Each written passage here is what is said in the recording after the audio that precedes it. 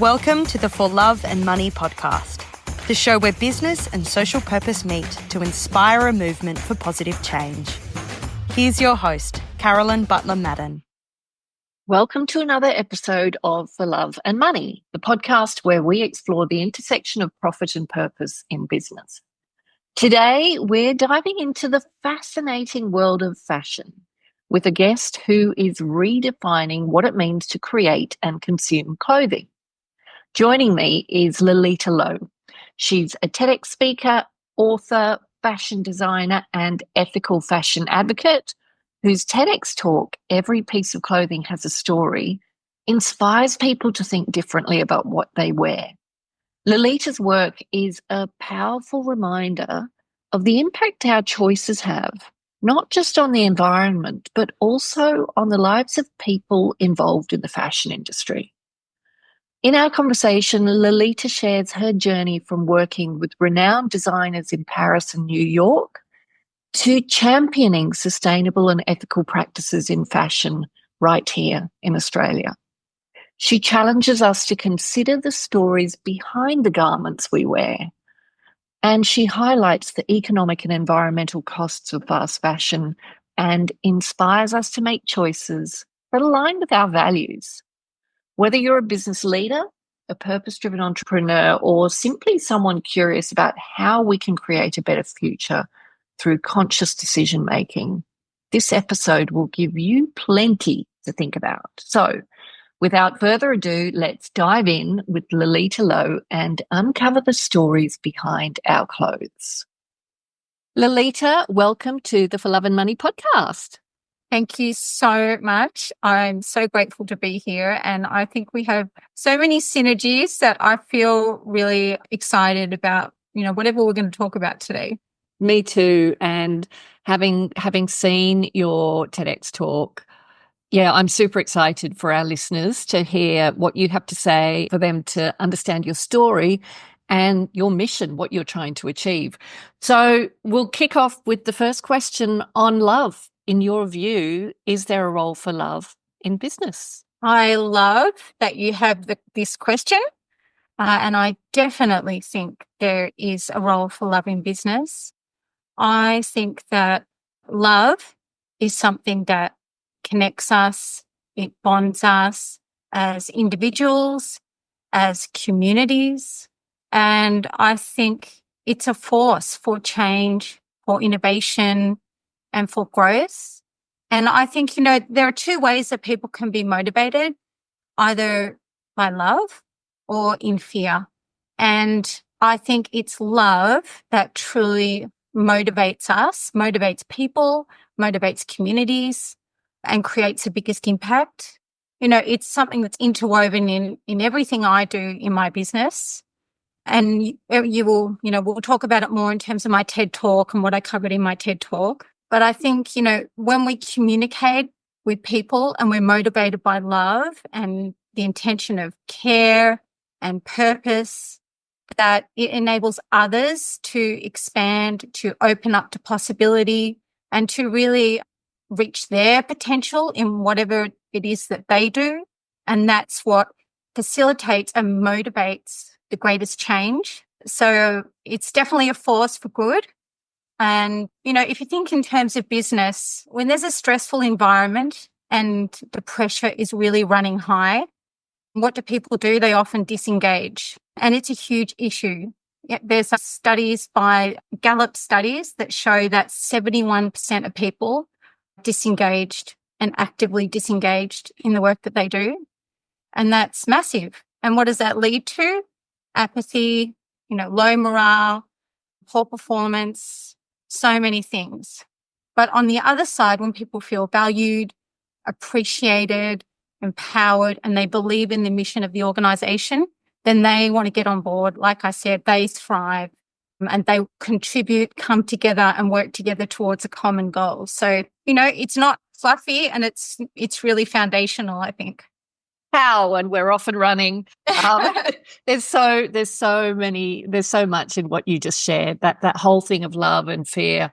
I'm with you 100% that belief that those are the two big emotions the opposite ends of the spectrum. And just knowing that today there are people and there are forces that are really channeling fear and division, and it's just taking us down this negative track and taking us away from what we're capable of, what we can achieve as humans. And you see it when people do things with love. And that whole thing about disengagement, Lalita, 100%, 71% disengaged or underengaged. That I keep coming back to, how much is that costing businesses, in Australia and around the world, but also how much is it costing our economy? Mm-hmm. Exactly. Right? When you scale it up. And I have a bit of a laugh because I see this sort of smug look on people's face, like, oh yeah, that's terrible, but not our business. Mm. And it's like, well, which business then? Maybe it isn't your business, but it's happening in most businesses. So, unless you know for sure, maybe it's something you should check into, because how much opportunity are you leaving on the table? Totally. Because people are disengaged, dispassionate, not emotionally invested, don't love what they do and don't care about what they're doing particularly. Aren't motivated by the higher cause of the workforce that they're in. And I think, often people can't see often where there is fear or where there is possibility if they're tied into the current emotions and state of the business. Or to be able to see higher, you need to take a higher view. And, love does that.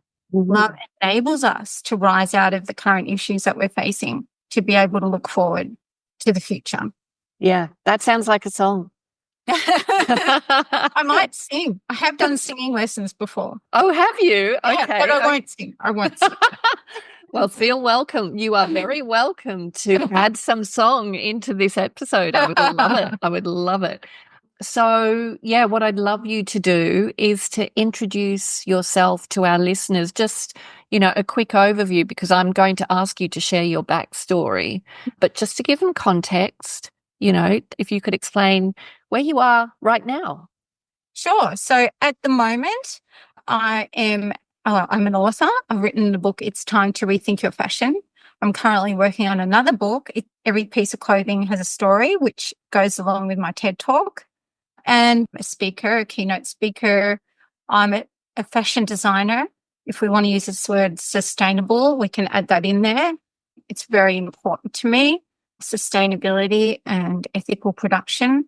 However, I tried to use other words to talk about that. Why? Because it's just been overused. It's overused. I mean, I think it's good for people to understand, what we're doing. But I think it can also be a bit of a roadblock for people to really understand, what it is that you're trying to do and what you want to communicate.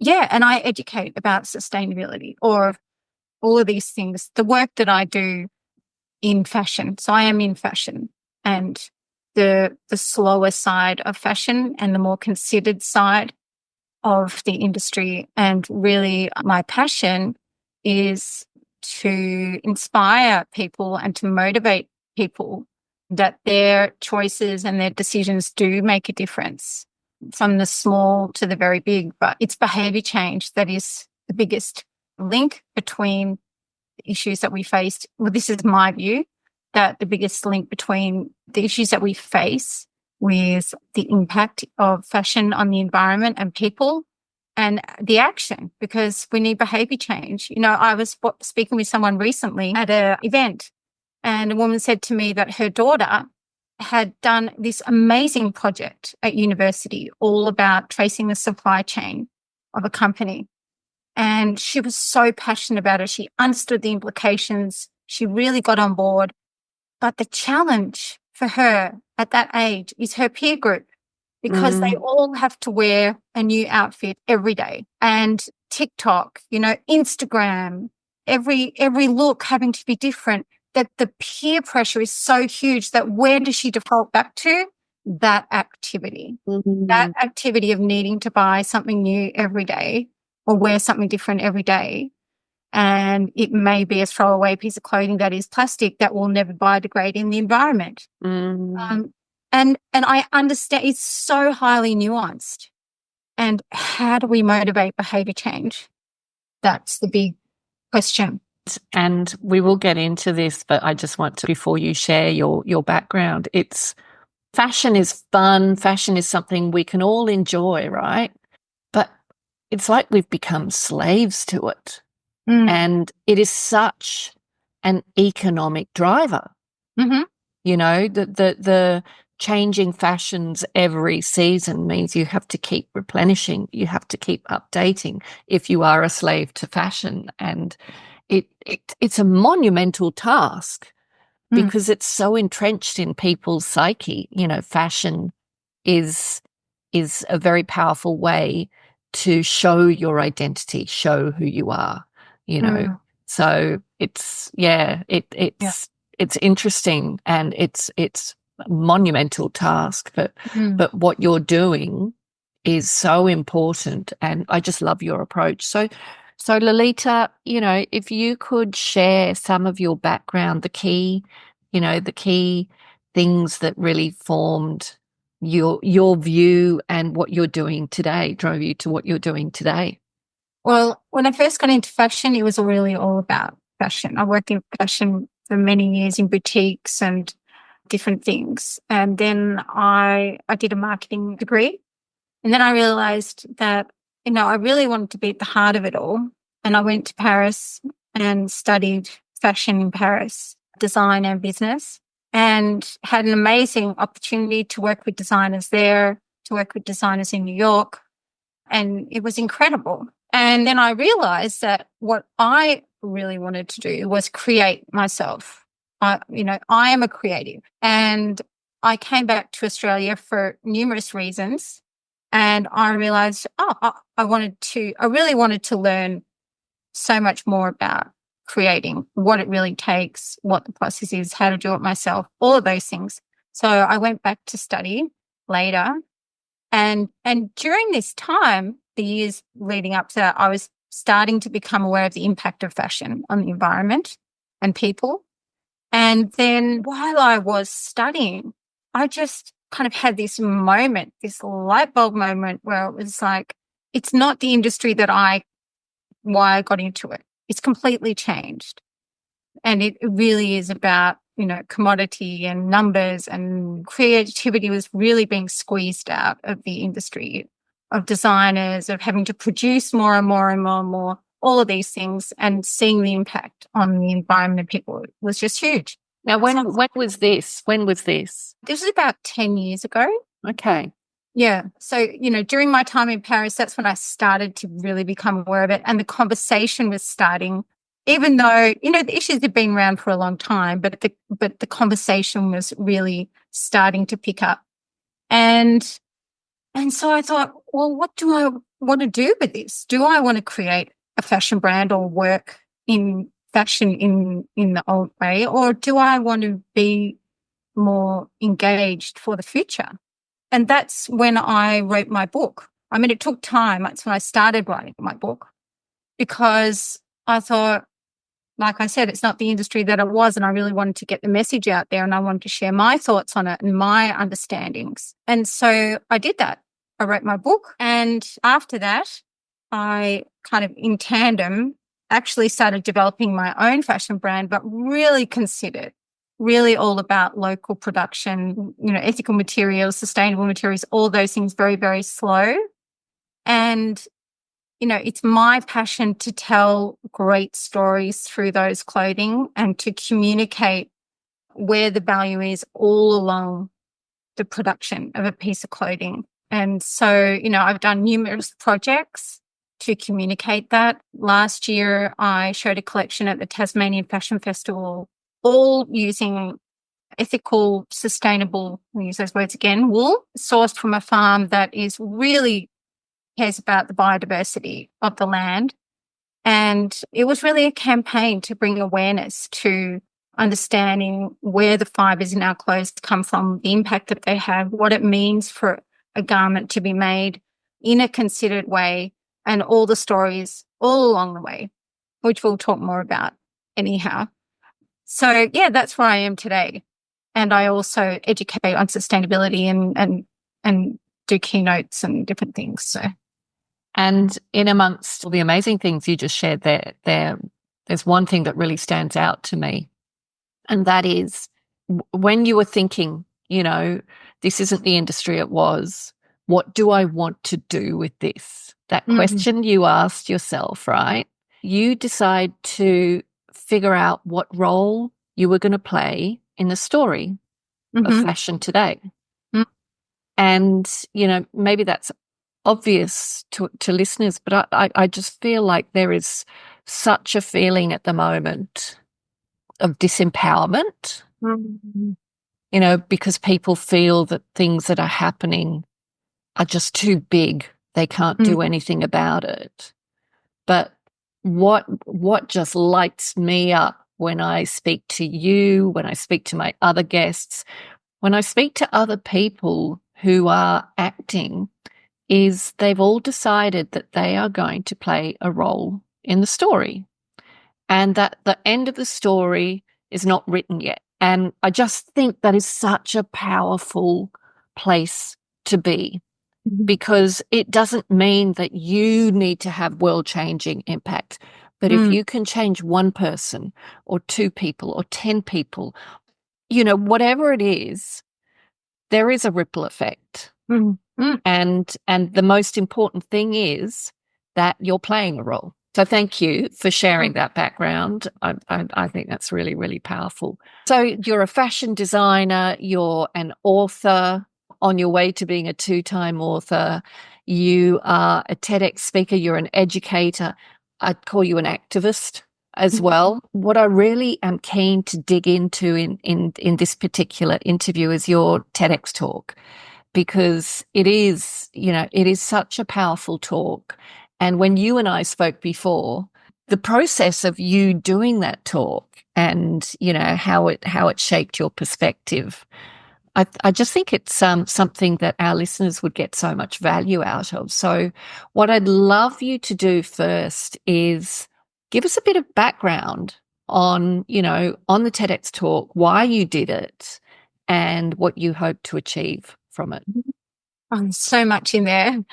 I think I love what you were saying about deciding to be a part of the story and the impact that we make, whether it be on one person or many, many people, just being a part of that, deciding where to put our attention and energy is so important. And I think, we had a conversation about this recently in terms of, the storytelling that is out there about the climate and all of these things. I know that when I hear all the really frightening stories, they make me contract. And I realized that I wanted to be telling the good stories to encourage people to open up and to see the possibility, the same thing that I was mentioning at the beginning about love. And, I just spoke about my project for the Tasmanian Fashion Festival. It was really a campaign. It was a campaign to bring awareness and to motivate people to think differently about the clothes that they buy. Then this opportunity came up to apply for the TEDx talk, and the theme was ripple effect. And you said the word ripple effect just before, and it really is about that ripple effect, one small action that we just don't know, what the ripples will be from those small, passionate acts of love that we take. And so, I applied. So this is TEDx Hobart. TEDx Hobart. And my story was very, very Tasmanian that I wanted to tell with TEDx. And I applied online, and a friend of mine had also applied to do a talk, and I didn't get a confirmation email. And I said to them, "Did you get one?" And they said yes. And I was like, okay, well, it didn't work. So I applied again, did not get a response. I applied another time because I was like, okay, I'm just going to make sure. Anyway, they messaged me on Instagram and said, "Stop applying. Don't worry. We've got 3 applications. It's fine. Your major application." So at least, I made an impact showing them how passionate I was about applying to do a TEDx talk. And then I got through, to the second round. And then out of 300 applicants, which is pretty exciting, out of 10 people, I was chosen to do this TEDx talk, which is just such a huge honor. And the team was so amazing. And we worked on the talk for a while. And I also worked with Andrew Griffiths, who is an amazing speaker coach, as well as the incredible speaker coach, Kate Cashman, as part of TEDx. And we worked on the talk together. And, I just really thought about, this question of behavior change and choices and how can I inspire people to think differently and to take those new actions. And my campaign around my collection for the Tasmanian Fashion Festival, that was the focus of my talk. And it was called Every Piece of Clothing Has a Story. And what I did was compare the story of the dresses that I created for the collection, which is also what I'm wearing now. Beautiful. Thank you so much. With, fast fashion garments and what are all the points along the creation process that we can compare them against. So, yeah. What was your question again? Have I gone off? No. You're 100% on topic. Okay.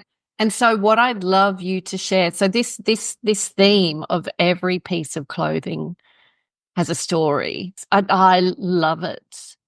And it resonates on a number of different levels. But in the TEDx talk, you tell a good story and you tell a bad story. Good story and bad story, is that how you put it? Yeah. Mm-hmm. And you use your beautiful dress and you share the 10, is it the 10? Considerations, wasn't it? There are 8 considerations. 8 considerations. So, if you can, I'd love you to share what those 8 considerations are. And you might not be able to do the whole thing on each of them, but maybe just zero in on the ones that really are important to you. Oh, it's so interesting. I mean, I think you may have just seen me squinting. I've got the points up on the screen just to make sure that I had them all there. And I was counting them while you were talking. But look, I think this talk really aligns with the purpose of your podcast, which is, is business and purpose. And how do they all connect and what does that mean? And how are we all intertwined in that and involved in that narrative? And what are the choices we're making? And that's what I really focused on from the beginning, from extraction from the environment right to the end of life of a product, what happens then and what are the impacts? If we think about love and money, let me start from closer to the end, which is economic benefits. So if you think about, a really fast fashion company, the economic benefits, barely any of them are local. When you think about Australia, these huge fast fashion companies, everything's done, out of Australia. All the no tax get paid in Australia. There's no local production. Companies shut down within Australia. Skills are disappearing because these huge fast fashion brands are, really garnering much of the attention and purchasing power. So, we've had loss of skills in Australia because of these fast fashion companies. We've had, huge loss of an economy. But that Australians are some of the second largest, I think it is the second largest, purchasers of clothing online. You think about how small we are. What, per capita or something like that? I'm going to have to find the statistic and you can put it in the notes. But it's massive. I mean, we just buy so much crap and we throw it away. And none of the money is having an impact here. Yeah. And I remember, amazing, beautiful businesses in Australia shutting down over the last 10 years. And there's been so many brands closing down, local brands closing down in the last couple of years because of this shift. So I really focused on economic benefits in my talk because it's a huge part of it. Absolutely. Think about on the other side with my business and what I was creating, everything was done in Australia. Everything was focused on local. And I know what I said in my talk was that I know it's the puppies and unicorn good story and the dark story on the other side. And, me talking about all local production can be a bit of a pipe dream for most people. But it was really to highlight what's possible and to paint a picture. And you did that so well. Like the two stories of, the beautiful dress and then the T-shirt, which is, a staple in everyone's cupboard, right? Mm-hmm. So everyone can relate to that. But the way you did it, you did the mirror, you compared that with that, and you went through those 8 considerations. I think it tells such a strong, powerful story that most people don't even think about. And if you can get them to think which was your aim, wasn't it? So that was my aim. And if we talk about love and if we talk about emotions are what motivates people. Most purchases happen on emotion, but it's also emotion that creates a memory and it makes us want to do things in the future. And emotion motivates our actions. And so, this has been my fascination in terms of behavior change and emotion and, why are people doing what they, why this mass consumption? I mean, I know it's a huge, highly nuanced conversation. So what I did at the beginning of my talk, which, it was one of my most favorite things, was so the wool that I used was from an amazing farm in Tasmania, run by a previous CSIRO scientist. She's an incredible woman, so passionate about what she does. She's figured out a way, when you talk about economics, about a way to be super efficient and also protect the biodiversity of the land and look after her sheep in really amazing ways, really, really great ways. Anyway, this is Nan Bray? Nan Bray from White Gum Wool. Yeah, right. Incredible woman. And there's a brand in New York called Another Tomorrow, which is a huge, really amazing, beautiful luxury women's wear brand. And so I spoke about the farm, Nan Bray, the wool, and then I put up a picture of a sheep. I love that. Alice Jr. And then I showed them a little card, and everyone had received a card with wool from Alice Jr. from that farm, the same farm that I'd made the dress in my collection. And I asked people right at the beginning of the talk to close their eyes and touch their clothing and ask themselves, do they know where their clothing comes from? Do they know the stories? Do they know the impact or the people that were involved? All of those things. And that kinesthetic, emotional thing, that's so much what I loved about, weaving that into the talk to really kind of, bring up that connection to the topic in so many different ways and stimulate all those different sensory perceptions. Brilliant. And it was so effective in activating, even watching it, right? Not being there, but watching it, but activating the senses, the sense of touch. Like, right at the beginning of the talk, you asked everyone to close their eyes and touch, a piece of their clothing. And so powerful. Yeah, it was I could, see people touching their clothing and just the feeling in the room at that moment of it going quiet and the people, taking that time to consider, which in this crazy, crazy world, a lot of the actions that we take and the things that we do, there's not much consideration involved. I'm not saying we're not considerate, but, it's a really bustling world and fashion is getting faster and faster and faster. Yeah, so I focused on the purpose of what was the purpose of creating this clothing that I created, and also what's the purpose of a fast fashion garment, the impact. They're not thinking about the purpose in terms of a personal scale or the environment. It's about money. It's only about money and profit and efficiency only. What's the quantity that we can sell in the fastest amount of time to make the most profit? And the one fabric that people use, that companies use to do this, that, is the cheapest to produce with, is plastic. In the end, it's actually plastic, is polyester or synthetic fibers. And then I spoke about, the impact on the environment of these fibers and compared it with wool, which is such an amazing fiber that, breaks down in the environment in little to no time, really, compared to polyester or synthetic fibers, which basically, stay in landfill for a really long time. And when you think about scale, I spoke about scale, so much clothing being produced that is really designed to be thrown away. Yeah. And then it ends up in landfill. Whereas I spoke about this dress, it took, oh my gosh, I hope I can remember the number, 179,000 stitches approximately. I can't remember now.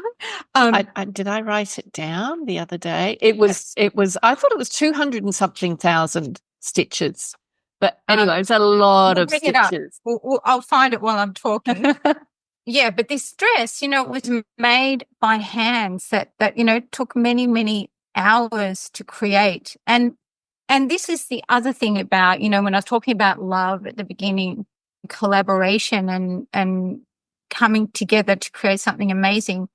The whole project was about collaboration. The whole project was about working together to have the best outcome. So even with the artisans that I worked with, I listened to them. We developed this product together. I wasn't going to them saying it has to be done this. I had a timeline. It was really, really important, but I wanted to get the best outcome for them as well, looking after their health, asking how they are, take a rest if you need to, all of those things. So there's so much to consider in the creation of a product. That's what I focused on, comparing the two types of stories, good story and a bad story. And the other thing is transparency. I can tell you exactly where the wool came from, almost down to the sheep, how long it took. Alice Jr., how many kilometers it traveled.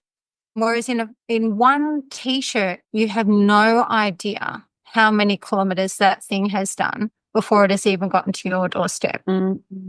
It's just, it's raked up more, say in the talk, more frequent fly miles than you and I have done or will ever do. Yeah.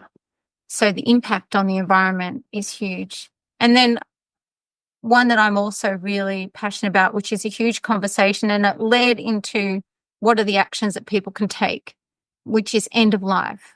When you think about the end of life of that product, when you can no longer wear it, what is going to happen? I made this garment purely from wool, so knowing that it will biodegrade in the environment easily if it has to, but really with the intention that it won't ever get to that thing because it will become an heirloom piece, be loved forever. Whereas comparing it with fast fashion, these garments, really, there's no thought about the end of life of the product. They're really just designed to be thrown away. And then they have a huge impact on the environment, and not to mention the people who have created them. Yeah. But yeah, if you think about going forward, what does that look like for the future? And didn't you say it takes up to 200 years for that garment to break down? Yeah, approximately. Yeah, depending on other things involved in soil and other things. But yeah, of course. But then scale that up to all of those garments. You're looking at one T-shirt, but then you think about, oh my God, the amount of this stuff that is out there, and the fact that it does take so many years to break down. It's just crazy that we're still churning it out.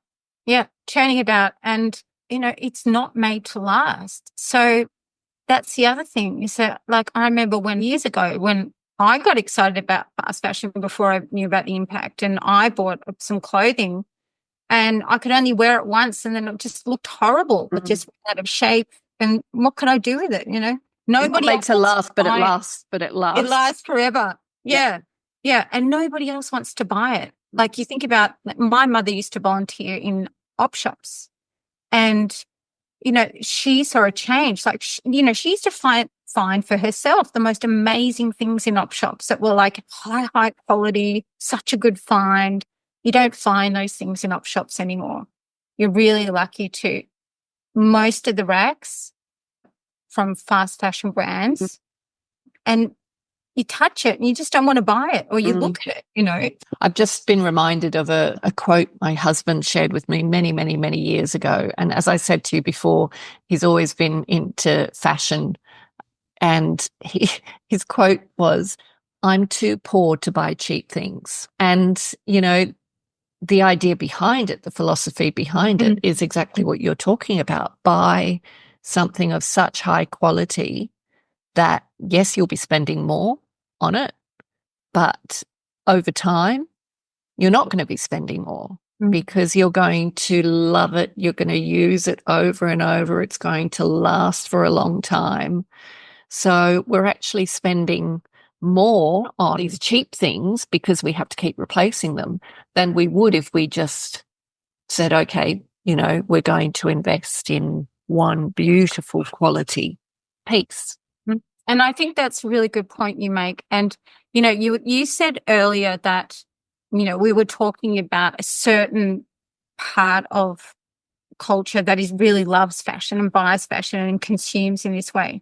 But everybody is involved in fashion, whether we think we like it or not.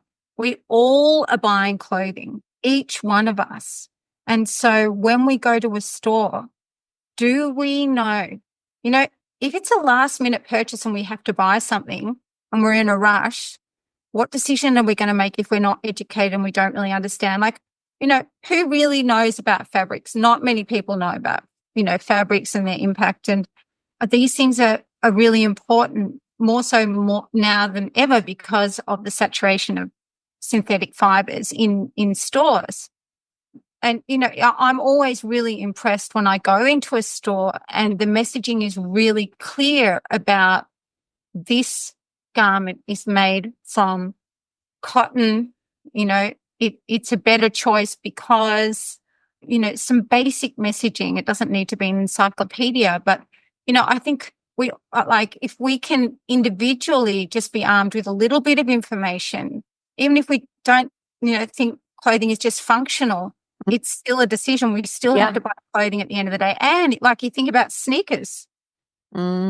Everybody wears sneakers and they run out really quickly and then we have to buy new ones. What's going to happen with them? I mean, there's just, you know. So I have so many old sneakers in the cupboard because I'm like, oh, maybe I'll do a mud run one day. Yeah. And, you know.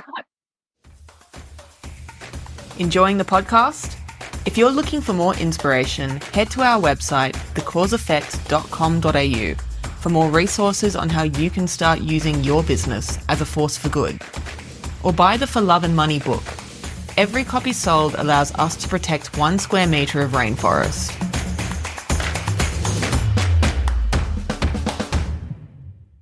One thing in your talk that really had a huge impact on me, and that's where you shared that some fashion designers are embedding codes which allow you, like in your dress, which allow you to scan it and see the full story of the garment and, you know, see where the fiber was sourced from, you know, where it was made and who made it. And I love the fact that you added to that, you know, you become part of that story as the owner of the piece. And then if you pass it on to someone else, it's just such a beautiful idea and takes us back to simpler times, which I feel like people are yearning for.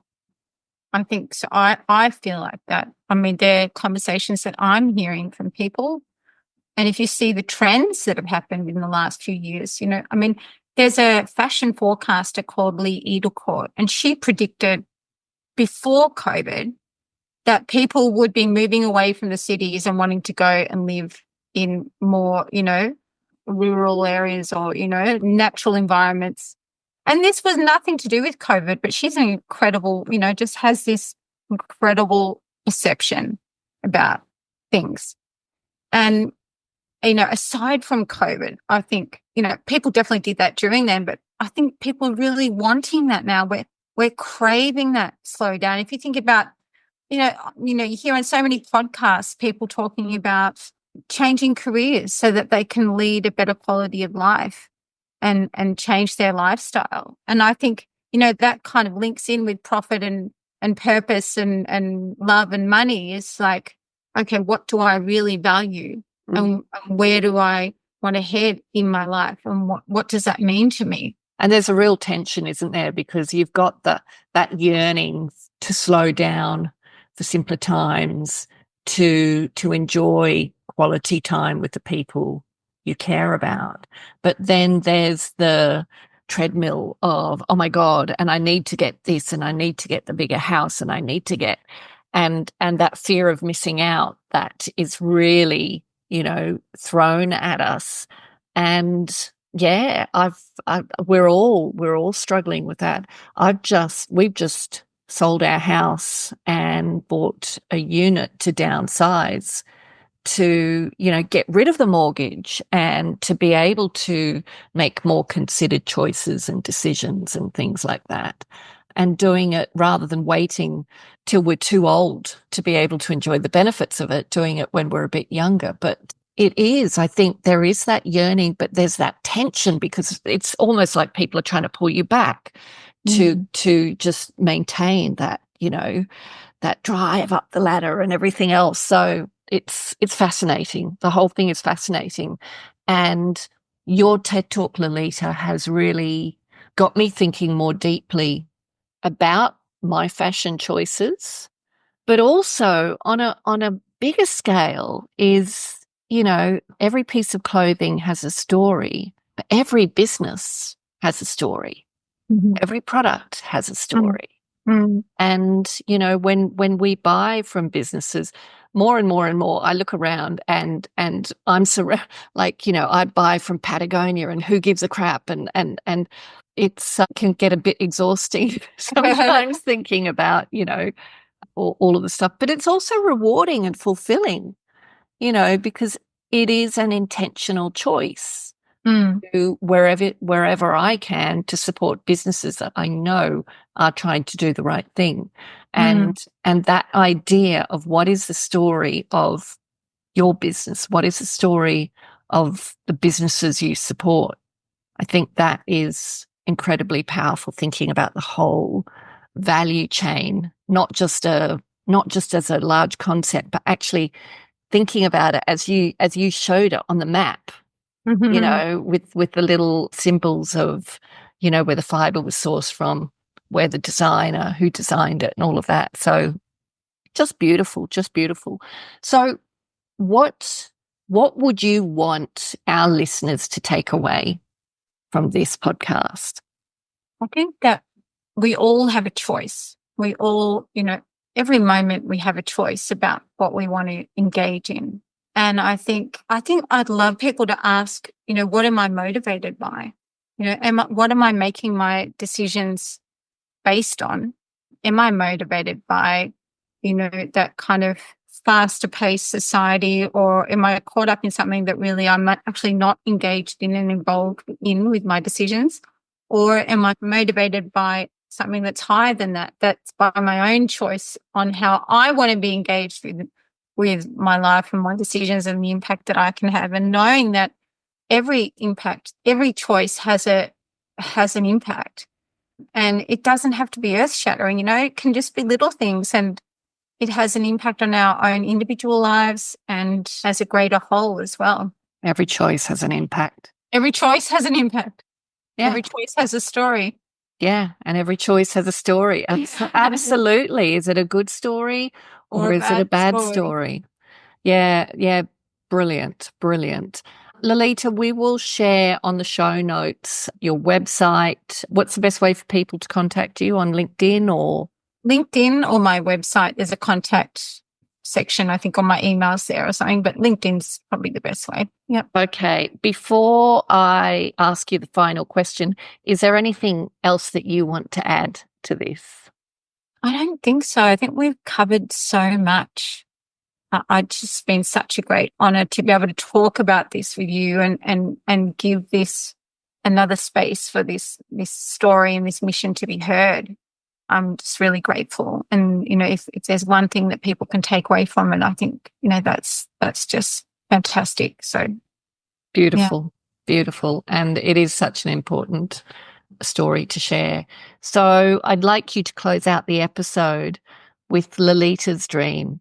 If you could dream big, knowing that, this actually could come to life in a few years' time, so let's say 2030, what would your dream be? I have a personal dream and I have a purpose-driven dream. They are intertwined.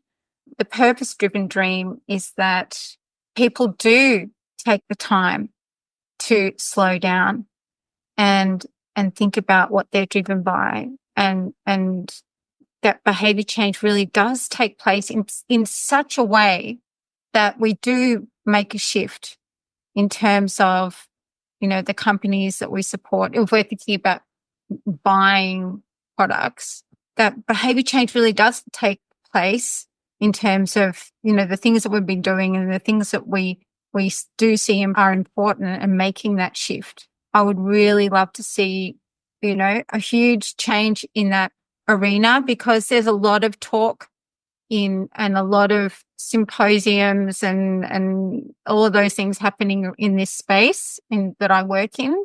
But is there change happening? I don't know how much change is actually really, really happening. And I want to see actual change.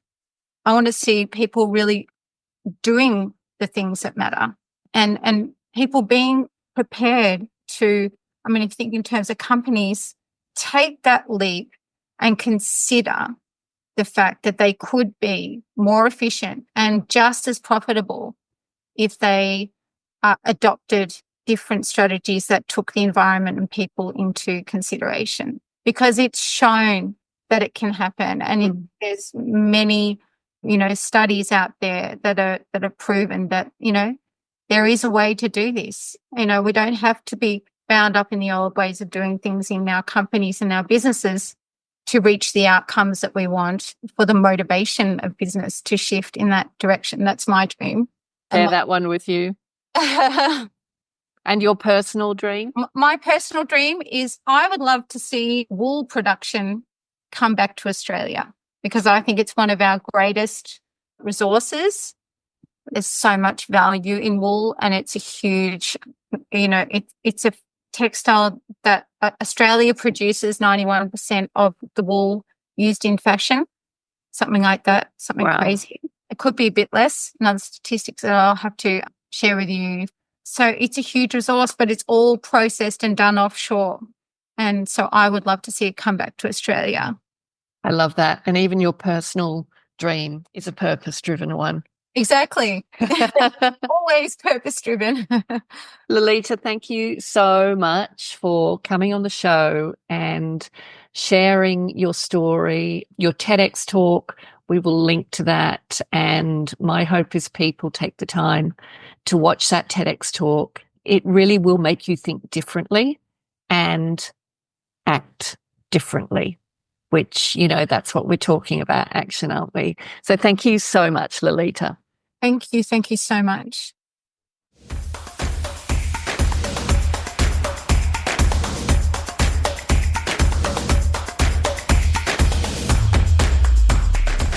Thanks for listening to this episode of the For Love and Money podcast. If you'd like to take a deeper dive into the purpose movement, visit us at thecauseeffect.com.au. And remember, doing good is good for business. So if you're not doing good, then what are you doing?